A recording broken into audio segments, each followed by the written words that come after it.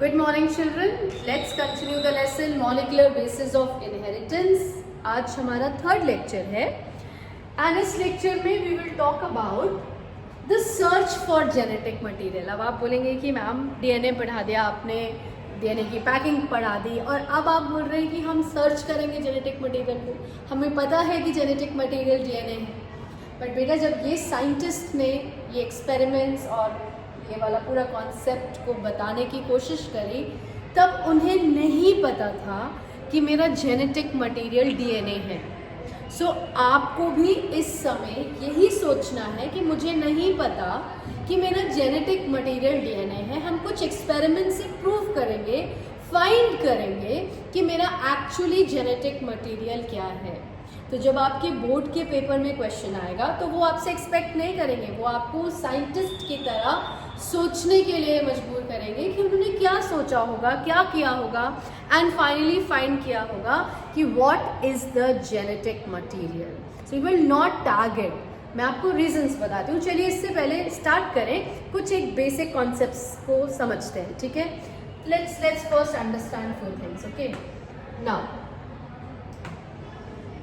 कुछ चीज़ें हैं जो हमें चीज़ों को बताएंगी कि हमने ये करने की हमें ज़रूरत क्यों पड़ी. सी, अराउंड 1900 तक हमें ये न्यूक्लियोटाइड्स और डीएनए का स्ट्रक्चर का कॉन्सेप्ट समझ में आ गया था, राइट?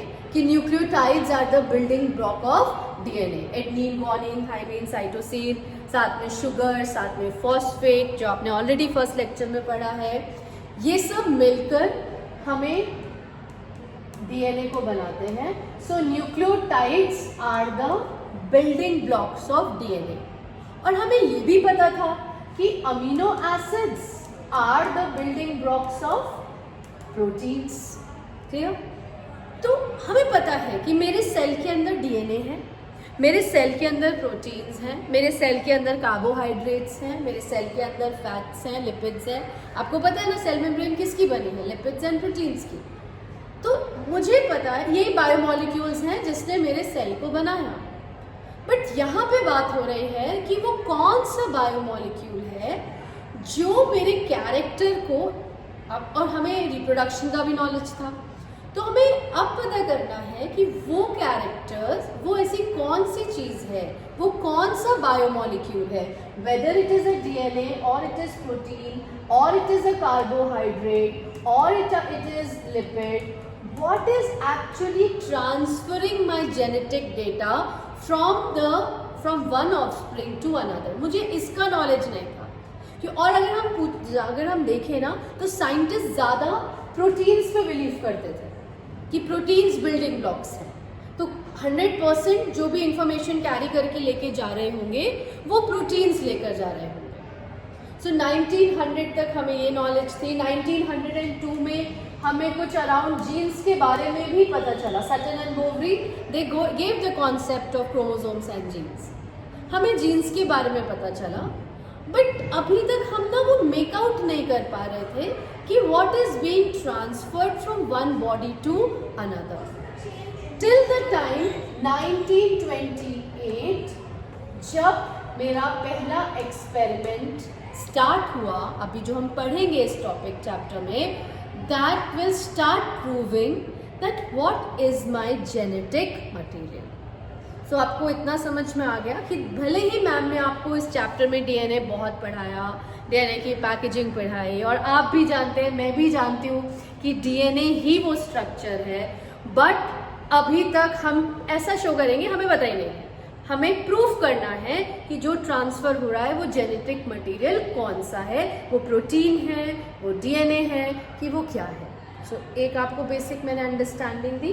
दूसरी बात, अब मैं भी जो मैं आपको बताने जा रही हूँ वो आपको जूनियर क्लासेस में आपने पढ़ा होगा, फिर भी एक रिकैप देखते हैं.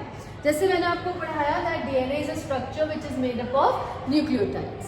सो let me make some nucleotides. Suppose I am writing here A U G G U G, ऐसे करके मैंने एक न्यूक्लियोटाइड चेन बना रही हूँ. I hope you can see it now. C G G G A, ऐसे ही कंटिन्यू करते एक न्यूक्लियोटाइड चेन. क्लियर बेटा? आई होप आपको ये पता है. नहीं पता तो मेरे से सीखिए कि आपको पता है कि डीएनए एक ऐसी लॉन्ग चेन ऑफ न्यूक्लियोटाइड्स है। ऑब्वियसली मैंने यहाँ पे सिर्फ बेसिस का नाम लिखा है, आपको पता है ये अकेले नहीं है, इनके साथ शुगर और फॉस्फेट है, बट हम जब ये रिप्रेजेंट करते हैं तो हम सिर्फ बेस का ही नाम लिखते हैं। सो ए इज एडनिन, ठीक है। अब आपने यहाँ पे यू से आप कंफ्यूज हो रहे हैं, तो चलिए मैं आपको इजी करने के लिए, यू का भी एक रीजन है बट मैं यहाँ पे इजी करने के लिए आपको टी लिख देती हूँ अगर हम इसे डीएनए माने तो, और यहाँ पे भी इसको क्लियर करते हैं, ठीक है। यहाँ टी लिख देती हूँ, रीजन है यू लिखने का, वो थोड़ा आगे हम पढ़ेंगे तो आपको क्लियर हो जाएगा। Imagine this is the chain. आपको पता होना चाहिए कि जो 3 बेसिस का कॉम्बिनेशन है, first base, second base, third base, this is 3 base का कॉम्बिनेशन, ठीक है। Now this is second 3 bases का combination, this is third 3 bases का combination, right, and this is fourth 3 bases का कॉम्बिनेशन। 3 बेसिस का combination will code for 1 codon. So this is the first codon, this is second codon, this is the third codon, and this is the fourth codon, and so on. Her 3 basis को मिलाएंगे तो हम बोलेंगे ये एक codon है, clear. और ऐसे बहुत सारे कोडॉन्स मिलके दे मेक 1 जीन। ये आपकी नॉलेज में होना चाहिए। जनरली जब मैं छोटी क्लासेस के बच्चों से पूछती हूँ कि जीन क्या है, डीएनए में जीन है, जीन में डीएनए है, बच्चे कंफ्यूज हो जाते हैं। आपको कंफ्यूज नहीं होना, ना तो डीएनए में जीन है, ना जीन में डीएनए है, ना जीन प्रोटीन है। जीन कुछ ये है, 3 बेसिस इज कोडिंग 1 कोडॉन।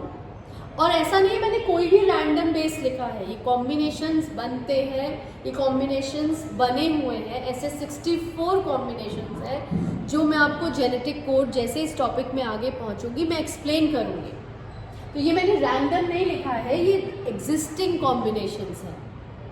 ऐसे ही कोई भी 3 कॉम्बिनेशंस को मिलाकर we make 1 codon, and total बहुत सारे कोडॉन जब मिल जाते हैं तो finally we make 1 gene. I hope it's clear. जैसे ये 3 कोडॉन्स मिले, सपोज 3 बेसिस मिले, एक कोडॉन, ठीक है। अगले 3 मिले दूसरा, अगले 3 मिले दूसरा codon, right. Next 3 will make third codon, और ऐसे करके बहुत सारे कोडॉन्स जब एक लाइन में आ जाएंगे, then you call that segment of DNA as 1 gene, and that's how we call it as 1 gene 1 codon hypothesis, और नहीं many codons 1 gene, I'm so sorry, 1 codon तो नहीं, बहुत सारा है ना, so many codons 1 gene hypothesis। अब इसको दूसरी तरह से समझेंगे। now ये हर एक कोडॉन आप पढ़ेंगे, आपकी बुक में ये चार्ट भी बना हुआ है, किसी ना किसी अमीनो एसिड को कोड करता है। अब आप बोले मैम ये तो डीएनए का पार्ट है, ये अमीनो एसिड को कैसे कोड करेगा? यही टॉपिक मैं आपको पढ़ाऊंगी ट्रांसलेशन में, इसी चैप्टर में आगे, कि कैसे ये 3 बेसिस का एक कोडॉन किसी अमीनो एसिड को कोड कर रहा है। आई विल टेल यू, आप समझोगे, बट अभी के लिए सिर्फ अपने मेमोरी में स्टोर करो। ये 3 कोडॉन्स का, 3 बेसिस का कॉम्बिनेशन जिसको हम एक कोडॉन बोलते हैं, हर एक कॉम्बिनेशन एक अमीनो एसिड को कोड कर रहा है। So for example, if I talk about AUG, that is ATG, it codes for an amino acid which is known as methionine, ठीक है। और वैसे ही if I talk about GUG, तो it codes for valine,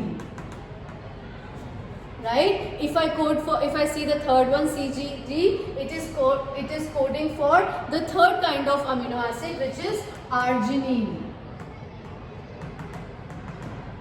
Now if I talk about GAA, it is coding for the 4th kind of amino acid, that is glutamic acid.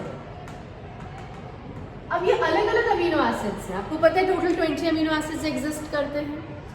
तो हर एक codon, दूसरे वे में हम क्या बोल सकते हैं, that every codon is coding for some amino acid. So this is the first one, this is the second one, this is the third one, and this is the fourth one. And amino acids की chain क्या है?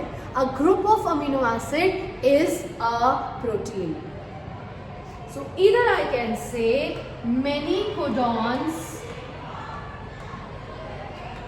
is coding for one gene.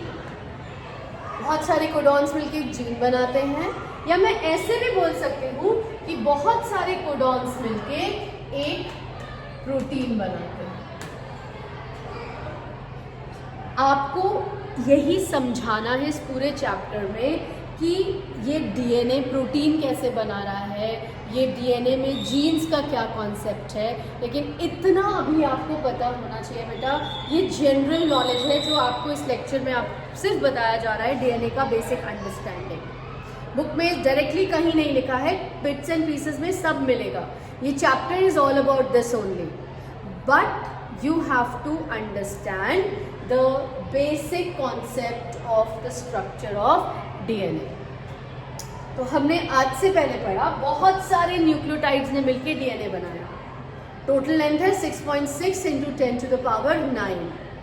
मैंने अब उसे break करना start किया कि 3 basis के कॉम्बिनेशन को, हर एक 3 बेस को हम एक नाम दे रहे हैं, that is 1 codon. Another 3 basis second codon, another 3 basis third codon, और ऐसे बहुत कोडॉन्स मिलकर एक जीन बनाते हैं. बच्चे पूछते हैं कि मैम इसका लेंथ, इसका नंबर फिक्स है? नहीं, किसी भी जीन में कितने कोडॉन्स होंगे उसका कोई फिक्स नंबर नहीं है. कोई जीन में एक पर्टिकुलर नंबर हो सकता है, दूसरी जीन में दूसरा नंबर हो सकता है. हाँ, मेरी बॉडी में टोटल अभी तक ह्यूमन जीनोम प्रोजेक्ट के हिसाब से we have searched around 25,000 plus genes. So 25,000 genes हैं, और हर एक जीन आपको पता है कि इन कोडॉन्स के कॉम्बिनेशन से बना है. हर एक codon is made up of 3 basis. This is one way of understanding codon and gene का रिलेशनशिप. अनदर वे इज हर एक कोडॉन किसी को कोड करा है, इसीलिए इसका नाम कोडॉन है. हर एक कोडॉन एक अमीनो एसिड को कोड कर रहा है, second codon second amino acid को, third codon third amino acids को, और हमें पता है अगर हम अमीनो एसिड्स को कंबाइन करें तो दैट इज 1 प्रोटीन. और आप देखो ना बेटा कि अगर मुझे हाइट बढ़ानी है और मैंने बोला मेरी डीएनए में टॉल हाइट का जीन है, तो वो टॉल हाइट का जीन अपने आप कैसे एक्सप्रेस करेगा, हमें मेरी हाइट कैसे बढ़ेगी? क्योंकि वो टॉल हाइट का जीन, आपको पता है gene is made up of codons, वैसे ही हर एक कोडॉन एक अमीनो एसिड को कोड करें तो वो जीन अमीनो एसिड्स को कोड करके एक प्रोटीन बनाएगा. यहाँ पे कौन सा प्रोटीन बनेगा? Growth hormone.